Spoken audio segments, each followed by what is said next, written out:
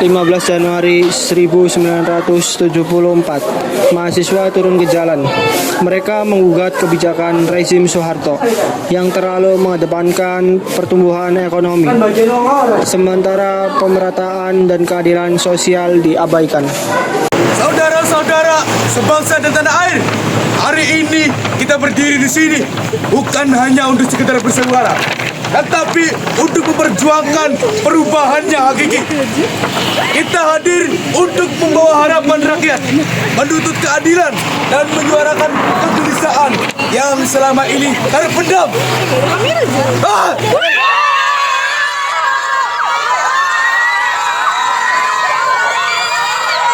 Lihatlah keadaan negeri ini, hukum korupsi terus menggerogoti.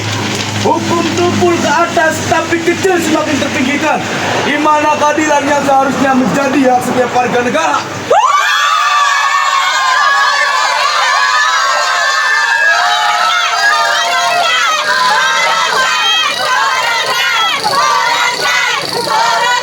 Pemerintahan telah kehilangan arah. Akhirnya sekelompok yang dipimpin oleh Hariman Siregar tetap melakukan aksi demonstrasi ke arah Jakarta Pusat karena di Halim Perdana Kusuma sudah diblokir oleh aparat. Janji-janji manis yang dulu mereka sampaikan hanya menjadi angin lalu. Rakyat dibiarkan menanggung beban ekonomi yang berat, sementara kekuasaan hanya digunakan untuk memperkaya segelintir orang. Ini bukan lagi pemerintahan yang mendengar suara rakyat. Ini adalah pemerintah yang tuli terhadap penderitaan kita.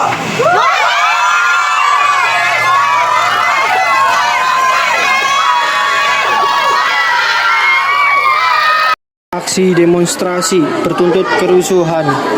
Saudara-saudara, mari kita serbu gedung ini.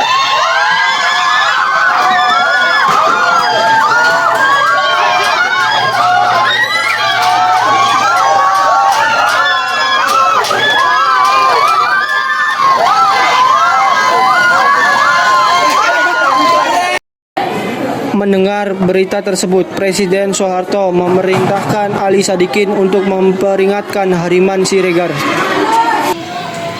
Ali Sadikin, sini.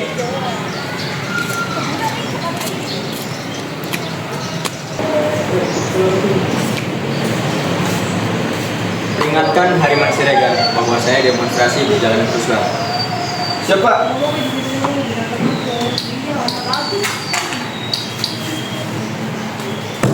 Hariman Siregar, siapa yang melakukan demonstrasi kerusuhan tadi? Bukan kami dan mahasiswa, Pak, tapi ini suara rakyat biar terdengar di pemerintah. Hariman Siregar diadili dan dipenjara. Kerusuhan apa yang terjadi? Kita mahasiswa hanya ingin demonstrasi secara damai yang mulia. Bagaimanapun juga, saudara harus dihukum. Pada tanggal 15 Januari 1974, hakim memutuskan terdakwa dihukum 6 tahun penjara.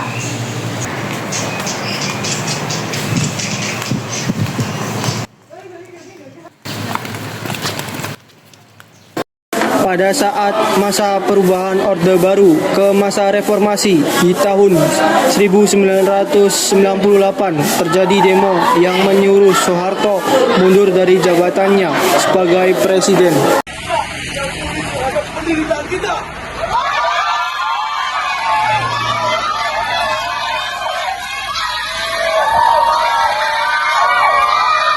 Akhirnya Soeharto mundur dari jabatannya sebagai presiden dan menyerahkan sisa waktu jabatannya kepada B.J. Habibie. Saudara-saudara sebangsa dan setanah air, Assalamualaikum warahmatullahi wabarakatuh. Sejak beberapa waktu terakhir, saya mengikuti dengan cermat perkembangan situasi nasional kita, terutama aspirasi rakyat untuk mengadakan reformasi di segala bidang kehidupan berbangsa dan bernegara. Atas dasar pemahaman saya yang mendalam terhadap aspirasi tersebut dan terdorong oleh keyakinan bahwa reformasi tersebut perlu dilaksanakan secara tertib, damai, dan konstitusional demi terpeliharanya persatuan dan kesatuan bangsa serta kelangsungan pembangunan nasional, saya telah menyatakan rencana pembentukan Komite Reformasi dan mengubah susunan Kabinet Pembangunan 7. Namun demikian, kenyataan hingga hari ini menunjukkan Komite Reformasi tersebut tidak dapat terwujud karena tidak adanya tanggapan yang memadai terhadap rencana pembentukan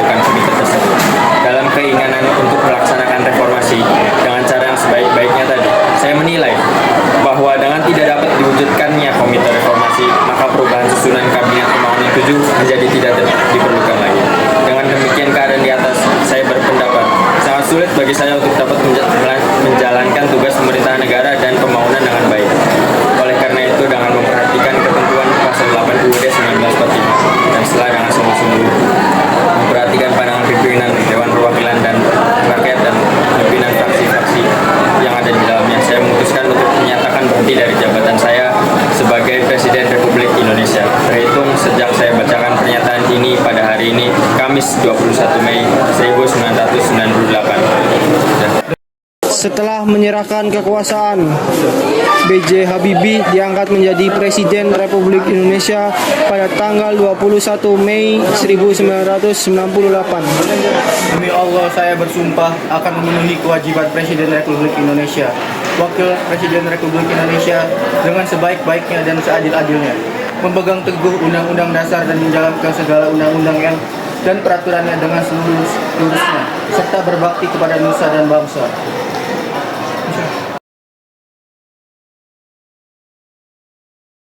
Saat itu kemesraan